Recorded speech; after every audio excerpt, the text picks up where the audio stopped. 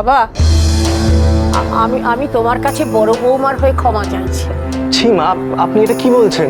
আপনি কেন ক্ষমা চাইছেন? আর বড় বৌদি এমন কিছুই করেনি যাতে ক্ষমা চাওয়া উচিত। না না সুমিত, আমি সিরিয়াসলি বলছি, যা হয়েছে ভুলে যাও প্লিজ। আমার তো চিন্তা হচ্ছে আমার মেয়েটাকে নিয়ে। এর জন্য সুমিতের বাড়ির লোক সারা জীবন কলিকে কথা শোনাবে। জিজ্ঞেস কর পলা, তখন কি ও গিয়ে কলিকে বাঁচাবে? কি যে করো না মা, পাঁচালির পর এবারে পুরনো বই। হ্যাঁ মানে পুরনো বই না দিলেও পারতে বড় বৌদি, আমাকে বলতে আমি কিনে এনে দিতাম, তাই না? বাবা তাও ভালো, এক দেওয়ার অন্তত মুখ খুললো।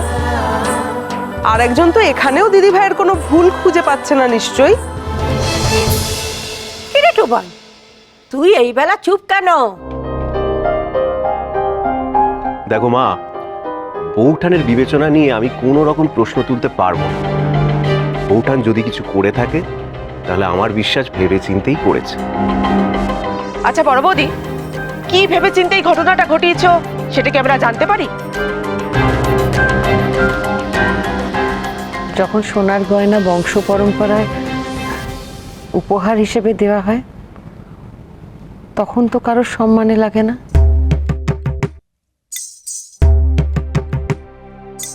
শাশুড়ি তার গয়না দেন বৌমাকে, বৌমা দেয় তার গয়না তার বৌমাকে। এটাই তো প্রথা হিসেবে চলে আসছে। তখন তো সেই গয়নাকে পুরনো গয়না বলে তোরা দুচ্ছাই করিস না, বরং সেই গয়নার আভিজাত্য বেড়ে যায়। মা, আপনিও তো আমার মুখ দেখে আমায় সোনার সীতাহার দিয়েছিলেন। আমায় বলেছিলেন ঠাম্মিও নাকি আপনার মুখ দেখে এই গয়না আপনাকে দিয়েছিল। আমিও যেন এই গয়না রেখে দিই এবং আমার ছেলের বউকে দিই। তখন তো এই সীতাহার নিয়ে আপনি আপত্তি তোলেননি। ওকে কথা, গয়না আর গীতবিতা ন্যাক হলো? এক নয়, দুটোই তো সম্পদ। ওই ইংরেজিতে কি বলে, ট্রেজার। মা, আপনিই তো বলেন রবি ঠাকুর কোনোদিন পুরনো হন না, উনি চিরকালীন। পুরনো হন তাহলে। আমি ভেবেছিলাম বিদ্যা, শিক্ষা, সুর গয়নার মতোই উত্তরাধিকার সূত্রে পাওয়া যায়, দেওয়া যায়। ভুল ভেবেছিলাম আমি।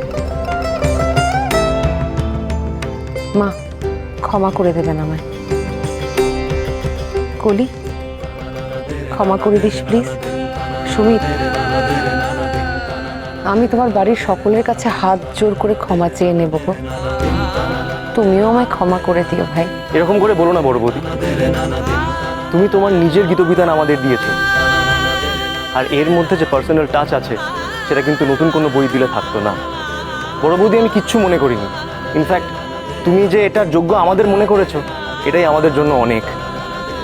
আমি কলিকে অনেক বুঝিয়েছি, কিন্তু কলি এটাকে এমন অসম্মান হিসেবে নিয়েছে, ও কিছু বুঝতেই চাইছে না।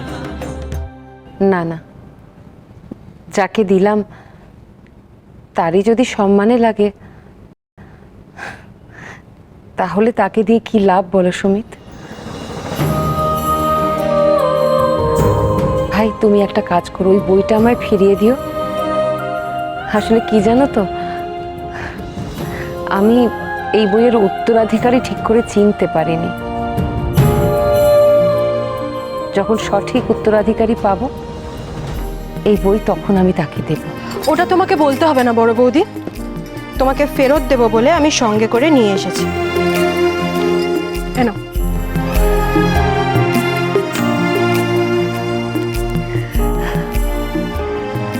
তুই আমার কাজ অনেক সোজা করে দিলি রে কলি। আমি ভেবেছিলাম আজ হয়তো আমার আশ্রমে যাওয়া হবে না। তোরা বিয়ের পরে প্রথমবার বাড়ি এলি, নিজের হাতে রান্না করে বেড়ে তোদের খাওয়াবো। যে আমার প্রাণের চেয়ে প্রিয় বই আমার হাত থেকে নিতে পারে না, সে আমার হাতের রান্না খাবেই বা কি করে, আর আমার যত্ন আত্মি নেবেই বা কি করে।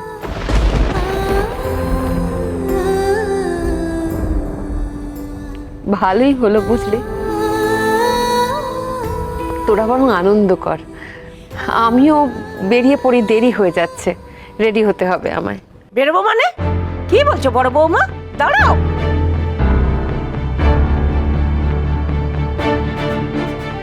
কি বুঝলে সুমিত? কোনোদিন ধুলো কাদামাখা হিরেকে ঝলমলিয়ে উঠতে দেখেছো? আমি দেখছি। কাদা ধুয়ে যাচ্ছে আর আলোর ঝিলিক বেরিয়ে পড়ছে। আলো না চাই, অমন আলো কি করে অন্ধকার করতে হয় আমি জানি।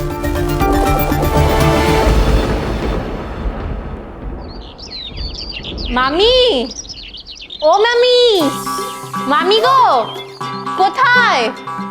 ভাত দিলে বললে, কোথায় গো? কিছু দেখতে পাচ্ছি না, ভাত কই?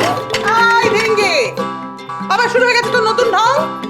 না গো, সত্যি চোখে কিছু দেখতে পাচ্ছি না, সব কেমন অন্ধকার, কিছু একটা হয়েছে। কেমন মনে হচ্ছে আমার না ডাক্তার লাগবে, জানো তো, চোখের ডাক্তার। মামা, মামা, চোখের ডাক্তার? লক্ষ লক্ষ টাকা খরচা করে তো শান্তি হলো না, এরপরে চোখের ডাক্তার দেখাতে হবে? আরে ধুর, ভাত এই তো পেয়েছি।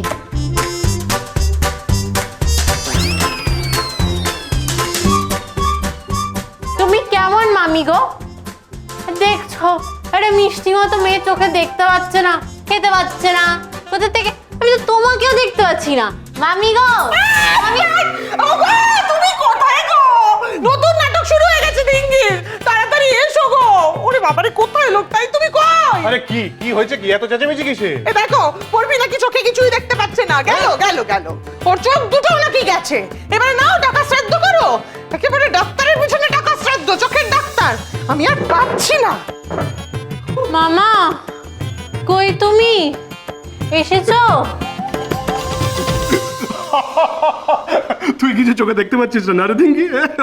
সেটাই তো বলছি, অনেক দিন ধরে না তোকে সবকিছু কেমন একটু ঝাপসা ঝাপসা দেখছিলাম, আজকে আর কিছুই দেখতে পাচ্ছি না গো।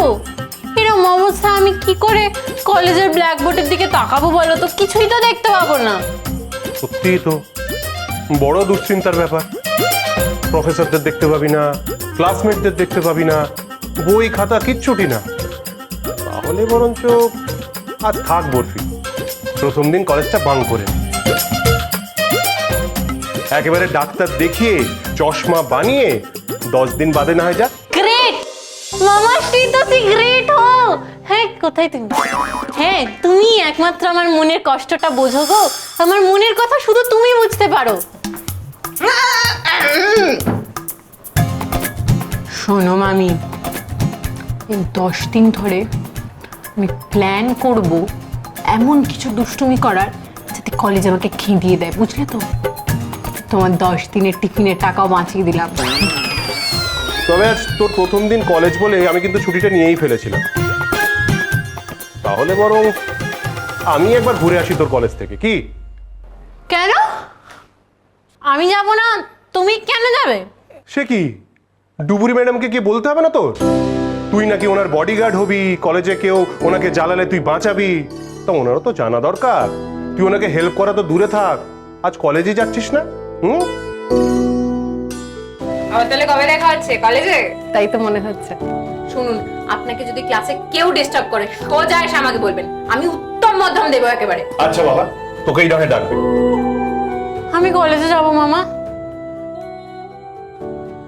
এই তো কেমন সব স্পষ্ট দেখতে পাচ্ছি, আমাকে কলেজ যেতেই হবে। ওই তো মামি, তোমাকে আমি স্পষ্ট দেখতে পাচ্ছি। এ বাবা, তোমার মুখে ভাত কেন মামি? আমার মুখে ভাত কেন তুই জানিস না? না বলবে, দাঁড়িয়ে যা বলবে, আজকে তোর একদিন কেন এমন মার খাবি তুই আমাকে, আমার কাছে দাঁড়া। এই বাবা, দাঁড়িয়ে দাঁড়িয়ে দেখছো না, সারাটা গায়ে ঠোকর দিয়ে আবার স্নান করতে পার। ভেঙ্গে দেখো ডুবুরি ম্যাডামটাকে। হ্যাঁ, ডুবুরি ম্যাডাম যে ডুবে ডুবে বই খায়। আমি তবে সহজে